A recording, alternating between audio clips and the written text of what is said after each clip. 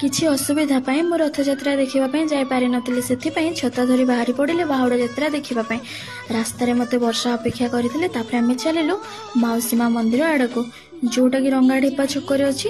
ତାପରେ ଆମେ ସେଠି ଯେତେବେଳେ ପହଞ୍ଚିକି ମୁଁ କଳା ଠାକୁରଙ୍କୁ ଦେଖିଦେଲି, ଆଖିରେ ଲୁହ ଏମିତି ଅଥୟ ହୋଇଯାଉଥିଲା କି ଯେମିତି ଏବେ ଆଖିରୁ ବାହାରିକି ପ୍ରଭୁଙ୍କ ପାଦ ଧୋଇଦେବ।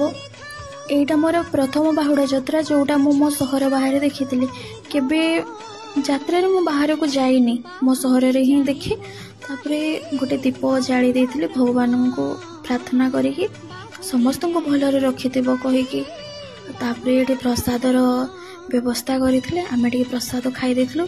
ବହୁତ ସୁନ୍ଦର ଆୟୋଜନ କରିଥିଲେ ସମସ୍ତଙ୍କ ପାଇଁ ପ୍ରସାଦ ବ୍ୟବସ୍ଥା। ତାପରେ ହାତ ଧୋଇବା ପାଇଁ ପିଇବା ପାଣି ସବୁ ଭଲରେ ହିଁ ବ୍ୟବସ୍ଥା କରିଥିଲେ, ଦେଖିକି ବହୁତ ଖୁସି ଲାଗିଲା। ତାପରେ ଏଠି ମହାପ୍ରଭୁଙ୍କୁ ବାହାର କରିଲେ। ତାଙ୍କର ବେଶ ଦେଖିକି ଯେତେବେଳେ ସେ ରଥକୁ ଚଢ଼ି ସାରିଲେ ଆମେ ଦେଖିକି ବାହାରି ଆସିଲୁ। ବାହାରିବା ଟାଇମ୍ରେ ଦେଖିଲି କି ପତାକା ଉପରେ ମାଉସୀ ମାଙ୍କ ଗୋଟେ କୁଆ ବସିଛି, ଯେଉଁଟାକି ଭଲ ନୁହଁ କୁହନ୍ତି, କିନ୍ତୁ ମୁଁ ଠିକ୍ସେ ଜାଣିନି। ଆପଣମାନେ କମେଣ୍ଟରେ ଜଣାଇବେ। ତାପରେ ଆମେ ରୁମ୍ ଆଡ଼େ ଚାଲିଲୁ। ଏଠି ସୁପ୍ରିୟା ମୋତେ ଗାଳି ଦେଉଥିଲା ଡାକିଲୁନି ବୋଲି। ତାପରେ ମୁଁ ରୁମ୍ ଆଡ଼େ ଚାଲିଲି। ଏତିକିରେ ଶେଷ କରୁଛି, ଧନ୍ୟବାଦ।